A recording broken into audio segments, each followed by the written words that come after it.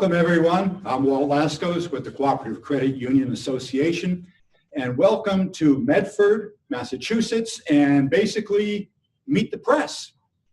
I am honored today and privileged to be on stage with Carl Stevens, WBZ Radio. Carl, thank you so much for being with us today and giving us some time so that we could talk a little bit about working with the media. It's a pleasure. And I think now we have about 30 minutes for today's session, so let's move on this. Carl, let's begin. Yeah. Talk to me a little bit about your background. How did you get to where you got today? Well, it took a while. It took a while. I've been doing this for a long time, folks. I started in 1983. I had come up to New Hampshire to go to grad school at UNH, so I got a master's in English, but mostly I was just playing drums in a rock band, riding a motorcycle, and getting in all kinds of trouble, and I had no idea what the future would hold. When someone in an acting troupe that I was in suggested that maybe I go to a local radio station because they wanted to hire somebody to follow along with the presidential candidates back in 1983.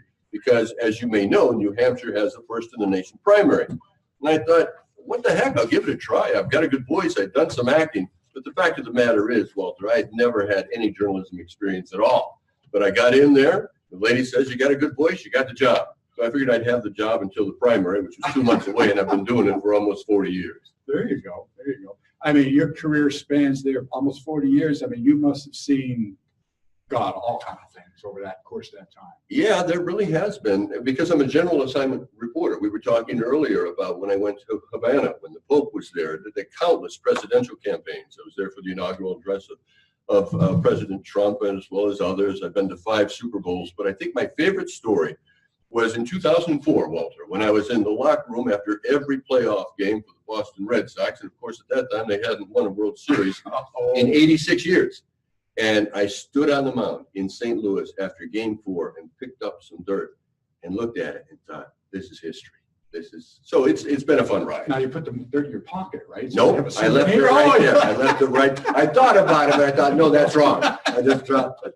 Anyway. Well, let's go. So basically, folks, you see, I mean, when you hear Carl talk, you look at his background and all, we are privileged to be able to have him as a resource to talk to him today about how we should be working with the news media, because it's something that we all need to know. If we're going to be effective in our job of communicating what credit unions do, if we're going to be effective in communicating what's going on at your credit union and looking to have newspaper coverage or radio coverage, there's certain elements that come into play. And if you do it right, you could have a higher level of success. And if you do it not so right, it's like a waste of time.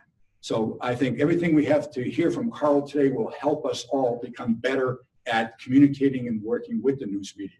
So to begin that, at that whole perspective, how does it work, Carl, let's say at WBZ? Yeah. So, we hear you on air reporting a story that's going on. It doesn't just happen there. Somebody has to contact the station or contact the assignment desk and say, this is happening. How does the whole process work from start to finish? When you talk about a newsroom process, there are so many limbs on the tree of possibility, and every day is different, and reality just is not predictable. So there are different types of stories that we'll do. Certainly at BZ, we do a lot of breaking news stories. There's a fire over here, a crash over here. But we also do stories that are more human interest stories, and I think that's where the credit union will come in. For example, I just did a story today on a young man from Georgetown. He's 18 years old, goes to St. John's Prep, and he created a Braille trail, a quarter-mile Braille trail from Danvers. Somebody had hit me up on Facebook, and it appealed to me because it's a teenager doing something good, which is something of a rarity. Anyway, I speak from personal experience, perhaps incorrectly, but it resonated with me. And so I would suggest, as you're pitching stories as credit unions, to certainly keep big picture messages in mind, but keep in mind that those messages should come through the form of a single individual. Don't make it complicated. Keep it simple. So this one came and tickled your fancy on Facebook. Yeah. So are you basically, this is interesting because, okay, I'm a little bit old school and I know there's certain processes that would work, but it's curious that, well, let me ask you it this way then. So is there a variety of channels that someone could use to get a news tip to, let's say, WBZ or a newspaper? Yeah. You know, I mean, does it have to be an email with a news release? Can it be something through Facebook? Can it be a fax? I mean, how does that work? Because there are so many avenues of communication, it can work in a number of different ways. Let's first talk about press releases. Those need to be succinct. Don't even put an attachment on it, because chances are things are moving so quickly and we have so much coming at us. We're not going to click on the attachment unless there's something very appealing in the headline. Make it simple. Put right up the top what it is that you want to say, what it is that you're proposing that we cover, so that we understand immediately what we're talking about. A credit union has decided to gift a certain senior center this amount of money because this happened. Make it simple. Give me a time and a place and a reason to go. So that's number one. You email that to the station. Another avenue is certainly Facebook and Twitter, and that is contacting the reporter directly. And you can certainly do that. I get those pitches, and this one resonated with me, and it's purely subjective. You know, one person's apple is another person's orange, and that in that particular case, it resonated with me. So that's interesting, because sometimes, you know, you think about the way it works, where you have assignment editor or something, and going through the assignment editor to give. Well, you still do that. You still do that. Okay. To some extent. Okay. You take that, let's say I, as an individual reporter, see that press release, and I'll say, hey, I like that. So I'll run it by Kate, who's really the editor who you're talking about in the morning up until noon anyway. She's really the straw that stirs the drink around here, Kate Gallagher. And I say, Kate, have we done a story similar to this? Because she's got the big picture in terms of content. I don't want to duplicate what we're already doing. Correct. She knows what everybody's doing.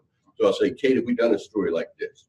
Number two, do you like the story? Number three, can I do it? And that's pretty much it. But you're right. You do go through an assignment editor. Because I know a lot of times you hear people talk about like targeting. You just don't send it to like 5 people on the news team, but you look for who might have that beat. If you're talking about banking or finances, they look for whoever's doing. Let me just interrupt you right now, Walter, because in the radio and television space, and to a large extent the newspaper space, because of significant downsizing over the last 10 years, 20 years really, there are very few beats. You know, so most of us are showing my age. No, not really. I mean, you know, we just don't have the personnel to have that level of expertise. I never thought of that. Yeah. Folks might remember back in the day when Channel 4 had Joyce Cole-Haywick as an arts and entertainment reporter, or Brian Leary on Channel 5 was the court reporter. That was his beat.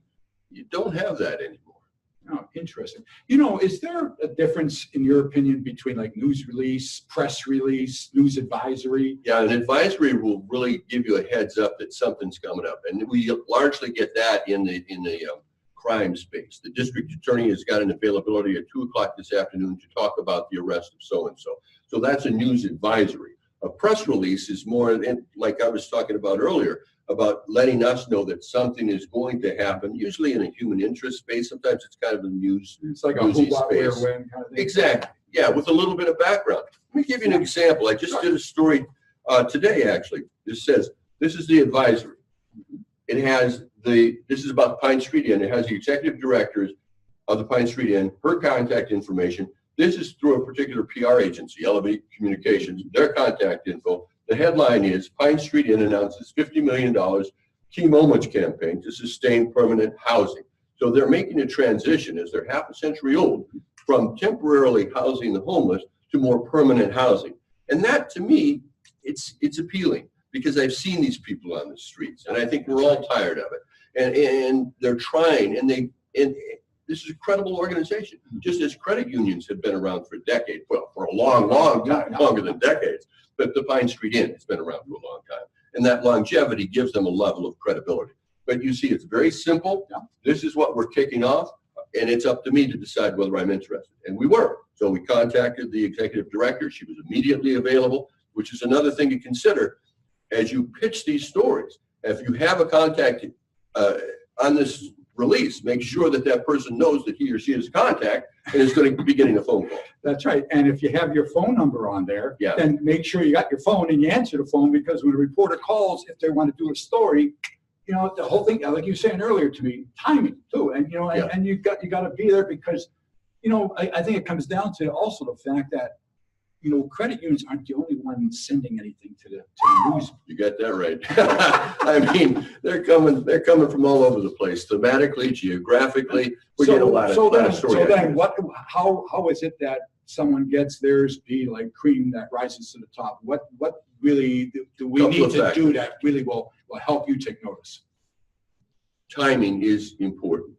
You know, understand what the big picture is. We were talking earlier about when I was in Havana covering the Pope. Tom Brokaw was there. Dan Rather was there. I was talking to him that morning. And by that evening, they were all gone because the Washington Post had a headline about President Clinton having an affair with his intern. That trumped everything. And what you have to understand before you pitch a story is, will they have eyes and ears to see and hear them, or are they too busy with something else? So understand what the big picture is. And then also think about when you would send that release. Don't send it at 5 o'clock in the afternoon in the just the heart of afternoon drive. Send it when the day is getting started. When the assignment editor, send it at 8 a.m., 8:30, maybe 9 a.m. Send it out there. Okay, so watch your timing on those two issues, and then make sure you've got a story worth telling. And I know that's where subjectivity comes in. Correct, and I think we could talk a little bit about. So, you know, I mean, sometimes people say, well, geez, you know, we're going to change our sign out in front of a credit union. We're going to do a news release about it and get press coverage. You know, have a story. How would you instruct those that are watching about doing something? If you're going to communicate with the news people and expect coverage, you have to have something of meat. So what is that meat? Well, the meat varies depending on who the people are you're talking to. For example, if there's a credit union in Essex County, get to know who at the Salem News or the Lynn Item or the Marblehead Reporter that you might want to contact. Start small and establish a level of communication, because let me tell you something. As a reporter who, you know, we've got listeners all over the place, but I'm stealing stories from the local newspapers. So I would start there. I would try to establish, first of all, because it's easier. You might see them on the street. You might see them at the Chamber of Commerce breakfast, wherever. Establish some level of contact with local media and get that avenue going. First of all, because there's going to be some low-hanging fruit there for the local media, because they're looking for easy content as well. They're downsized as well. Right. So let me just jump in quickly. So because then on that basis, would you suggest that, all right, I just got hired at a credit union. Now I'm responsible for doing communications, news, that sort of thing. Should I reach out to someone at the local newspaper and introduce myself so that they know who the contact is, just in case anything, you know what I'm saying? Building a relationship before we even talk about coverage. Anytime we're talking about media, we're talking about people. We're just human beings. And you contact eye to eye. You say words, I hear words. I talk, you listen. It's called communication. It starts with a 1 and it goes to 10 if you establish a level of communication. Also, I think you just mentioned somebody who might just be hired, looking maybe for a little advice. They should call you. They should contact the PR agency, which you have on retainer. You guys are paying dues. And, you know, take advantage of that resource as well. That's right. You know, and it is. I've said that to how many times to all of our members that, you know, if there are issues, or if you're looking to do some type of a communication or kick off something at the credit union, looking for some assistance in getting and attracting news media, obviously call me. You know, we have resources at CCUA that we could put to work for you to help you in achieving, you know, more success in what you're doing. So let's go back to what we were saying about the whole process. You know, if we're looking then at we have building relationships with the press and all that. Also, what forms it is, if we're managing communications, if we're looking to deal with the news media, if we're looking to communicate stories that are happening at our credit union that are going to attract media attention, I think my opinion is that then we should also be, I don't want to say news hounds, but we should be knowledgeable of what the media covers, how they cover things, so that when we go to present it to someone like you, it's falling in that attractive, let's say, sphere that's going to get your interest. And you had a perfect example of that, and I think this is where we should switch hats, maybe, where I should be asking you what you did, because the story of the cab driver in Quincy is a wonderful example of what you just said. Taking an individual story, extrapolating from that, and making it yours. And I wonder if you could share that story. Yeah. And that was a big win for us, because if you remember back several months ago, Richard Spencer was a cabbie with Quincy. He had a lady who was about 87 some years old get into his cab and asked it to go to the local Lowe's, right? So he engaged her in conversation as he was driving, and he found out that she said that her grandchild was arrested and in jail, and that she needs to go to Lowe's and buy these gift cards so that she could go back and help get him out of jail. Richard, thank God, said, "Lady, I think you're being scammed," and he drove her to the police station instead, Quincy PD. They took down the paperwork, the whole bit, saved her. Richard saved her from losing a lot of money. So I read about this in the Boston Globe, and I called Isaiah, who I work with for media placement, and I said, "Isaiah, we have to go after this. I need to get a hold of how we can get a hold of the Richard Spencer, the cab driver. I want the mayor from Quincy. I want the local credit union from Quincy. Let's work together, and we have to make this happen. Like within the next several days, we need to do a presentation at the Quincy Senior Center to the Senior Center. I'll give $500 from the credit unions. I got Quincy Credit Union say they'll give $500, so we've made a donation of $1,000 to the Senior Center so that they could help educate the seniors there about elder financial exploitation." And this was done as a tribute to Richard Spencer, the cabbie, who was a good Samaritan that we wanted. We got TV coverage. We were all over the place on this thing. So it was just like a perfect. It was on a silver platter. So let's take that as an example, a couple bullet points. You mentioned, for example, we needed to do it quickly. And the reason for that goes back to timing. The story was still hot. Things get cold so quickly in our business, in the media business. Secondly, you said we got to find the cab driver. A story is told through the eyes, ears, and mouth of a single individual. When you have a single story, then it resonates. Then it has significantly more meaning.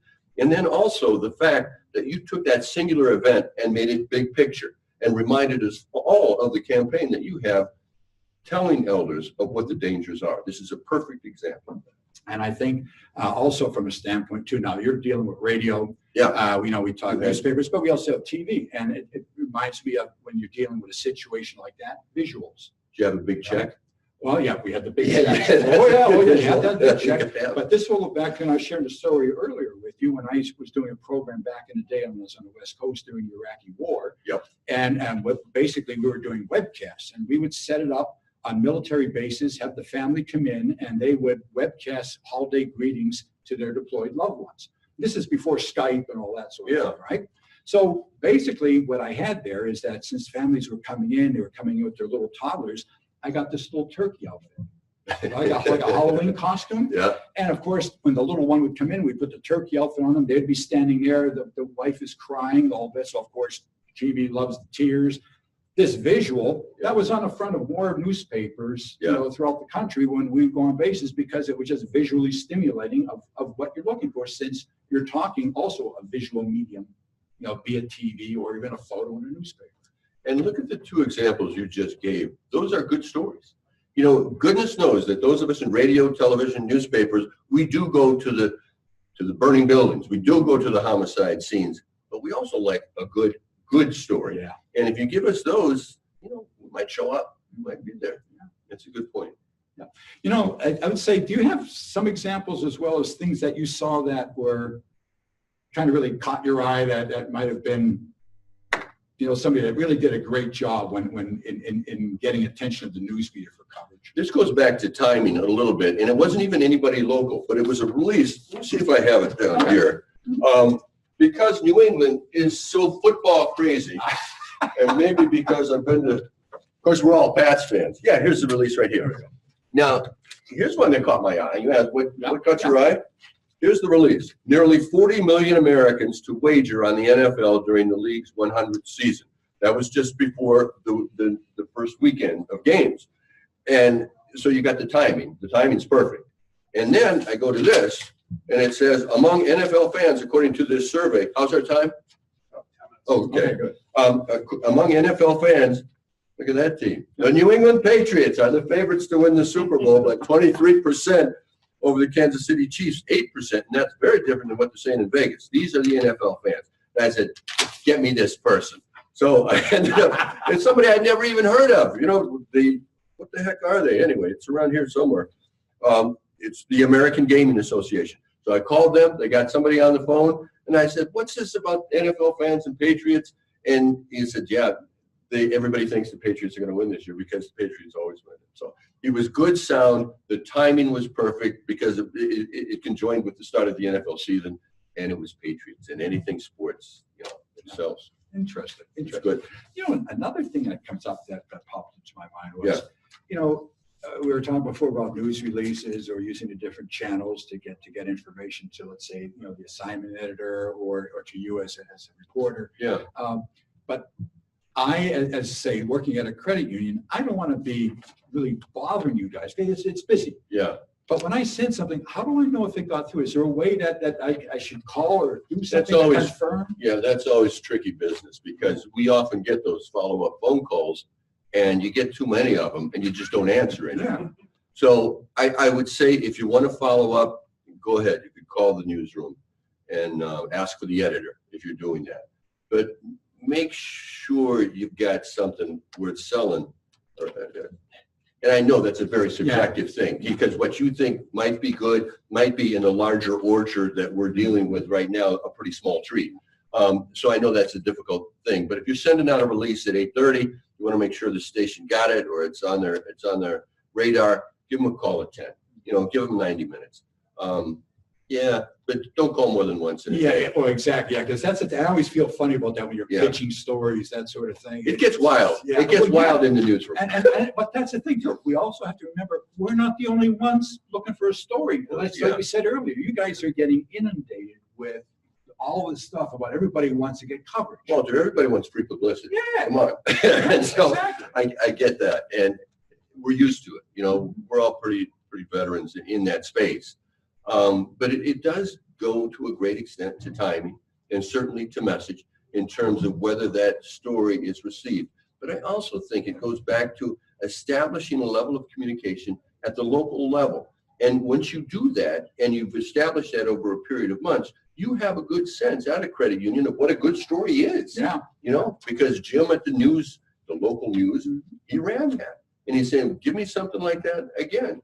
Well, you look like up in New Hampshire, for instance, the credit unions do what's called See You for Reality Fair. So they're involved with the high schools where they teach finances and all that along with the folks at the high school. Yeah. And then what they do is they bring the students into a gymnasium and they set tables up. And then they say, okay, we give you so much money, make-believe money. Yeah. Now you have to go and start your livelihood. So they have to learn how to budget.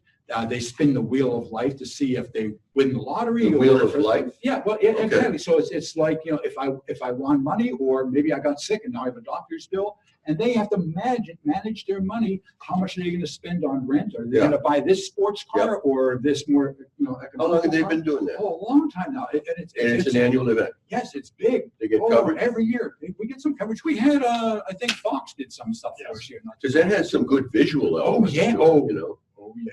So that's, Exactly. I think that's a perfect, and I know that they do a lot of promotion of that because it is. Yeah. It's visual. You get young people. You get something that's needed, financial education.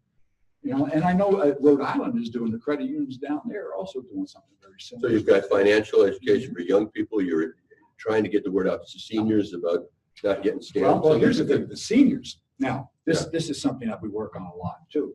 Because when we do, the first one that we did was down in Johnstown, Rhode Island. First lunch and learn. We had the lieutenant governor there the whole bit, and our and this is at a senior center. This is at a senior center during lunchtime.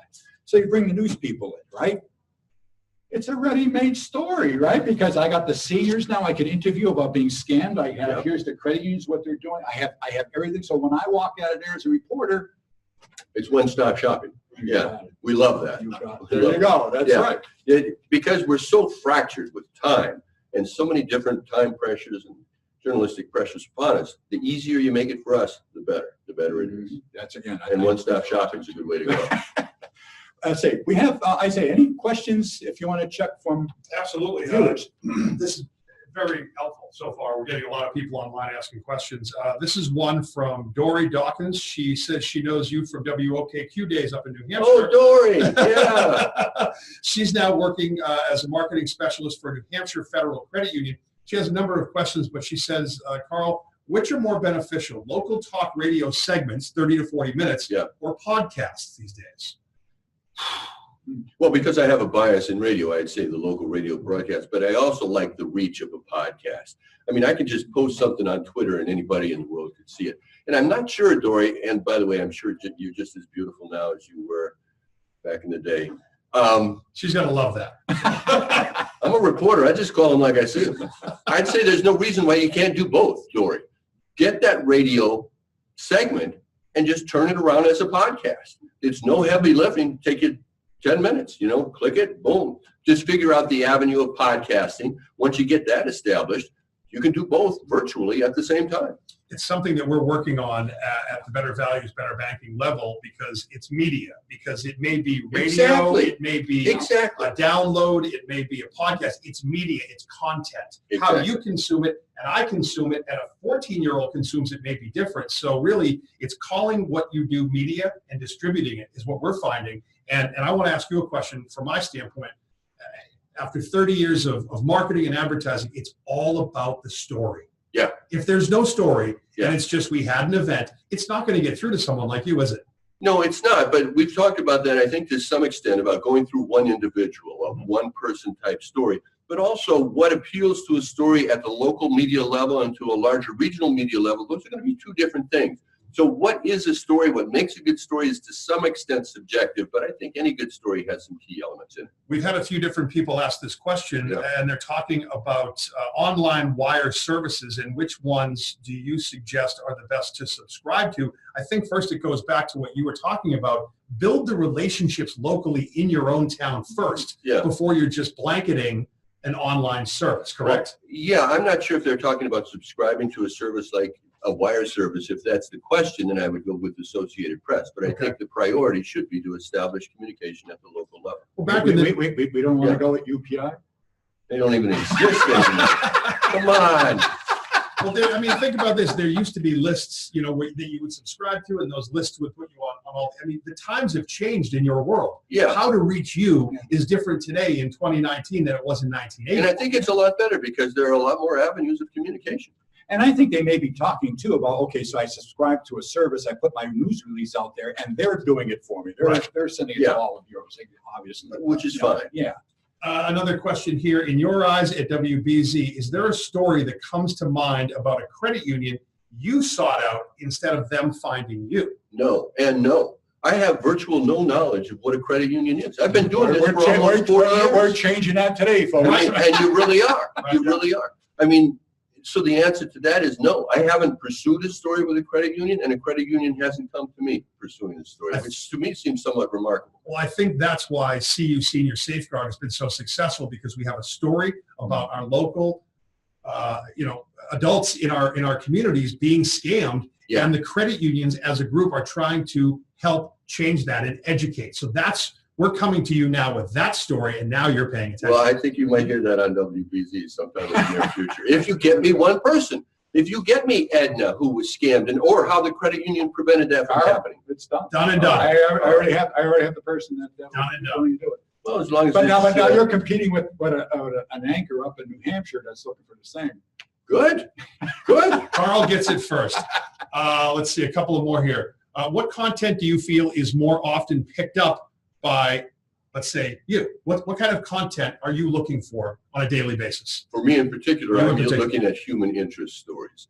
And that's just because of my decision professionally, which I made just a couple months ago. And that is, after nearly 40 years of fires and homicides and the things that bad people do, I really want to focus on the things that people do that are good. And that's my individual to say it's something of an aberration, but to a great extent, I'm playing with house money, and I can make my own calls. I wonder if anybody's watching from the Archdiocese of Boston. You talk about good stories. And well, I even know, but I'm on a committee with Boston City Hall, and there's some folks that work in the inner city with elders and all that. They're doing amazing. It's amazing stuff that they do. Councilor O'Malley was just talking about the elder peer-to-peer help program that they have. So that's another story I'll be picking up. That's right. As we go to wrap this up, let's kind of circle back and just the reason we're here, Carl, you're a veteran in this space, and the folks watching should get education from you on what to and not to do. Let's kind of wrap up with simply a couple of bullet points of what these marketing people should think about when they're trying to reach the media. A couple bullet points. I would say, first of all, watch the timing. Don't sell rain when it's snowing outside. Understand what the environment is. Secondly, understand what your story is so that you can tell that story to a friend. And then you can tell it to me in simple, concrete, practical terms. Also, keep it simple, both thematically and geographically. what Walter mentioned earlier, at one location, one idea, keep it simple. I'd say those are 3 bullet points to keep in mind. Carl, thank you so much. It was My pleasure. Absolutely a pleasure having you today. And we definitely owe a debt of appreciation to Carl for spending some time with us and giving us some direction on this, which means now we're all on the hook to do a better job in dealing with the news media. Thanks for joining us today.